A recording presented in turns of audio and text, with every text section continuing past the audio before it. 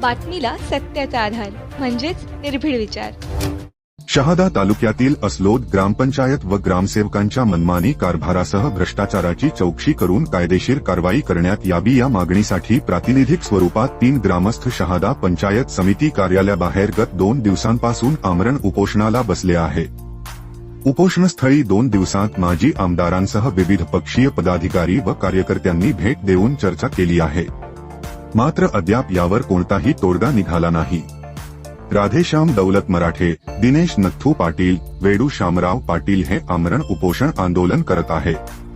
सदर आंदोलनकर्ते यांनी यापूर्वी देखील गटविकास अधिकारी यांना ग्रामपंचायत भ्रष्टाचाराची चौकशी करून कारवाई करण्याबाबत पत्रव्यवहार केला होता, मात्र कोणतीही कारवाई झाल्याने त्यांनी आंदोलनाचा पवित्रा घेतला आहे।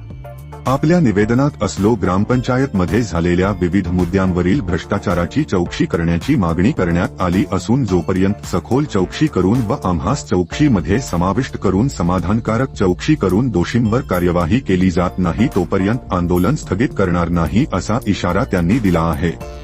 अद्याप यांच्या मागणीची कोणतीही दखल प्रशासन स्तरावरून घेतली गेल्याने गावकऱ्यांनी नाराजी व्यक्त केली आहे। या आंदोलनाला विविध राजकीय सामाजिक स्तरावरून प्रतिनिधींनी भेट देऊन पाठबळ दिल्याने त्याची तीव्रता वाढली असून याबाबत प्रशासन नेमका काय कारवाई करते याकडे तालुक्यातील नागरिकांचे लक्ष लागून आहे। गावातील ग्रामस्थ उपोषणास बसलेलो आहोत। जोपर्यंत असलोद ग्रामपंचायतीच्या भ्रष्टाचाराची चौकशी होत नाही, तो आम्हाला चौकशीत सामील करून घेऊन चौकशी करत नाही, तो आम्हाला अहवाल प्राप्त करून देत नाही, तोपर्यंत आम्ही उपोषणाला ठाम आहोत। आणि संबंधित अतिक्रमण जे झालेले सर्व गावाचे अतिक्रमण असून 2-3 लोकांवर अतिक्रमणाची कारवाई का करण्यात आली आणि सूडबुद्धीने असं राजकारण का करण्यात आलं याची सुद्धा चौकशी करण्यात यावी।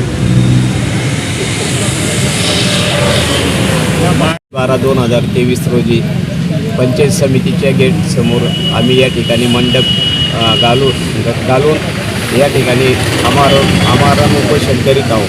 गेल्या 20 वर्षापासून माझ्या असलोद गावातील रस्त्यालगत व्यवसायासाठी टपरी होती। त्यानंतर मी ग्रामपंचायतींना बांधकामाची परवानगी मागितली, परंतु त्यांनी गेल्या 3-4 महिन्यापासून मला ते बांधकाम परवानगी दिली नाही। मला असं वाटलं की बुवा यांनी आपल्याला परवानगी दिली नसली तरी शासनाच्या नियमानुसार 62 दिवसाच्या आत की ग्रामपंचायतीने जर आपल्याला परवानगी दिली नाही तर आपण असं समजावं की आपल्याला परवानगी मिळाली। या हेतूने मी बांधकाम केलं आणि बांधकाम केल्यानंतर कुठल्याही प्रकारे ते बांधकाम कोणालाही अडथळा येत नव्हता किंवा काही त्या ठिकाणी हे नव्हतं, परंतु त्यांनी मला माझं अतिक्रमण या दिवसापोटी अतिक्रमण माझं काढण्यात आलं।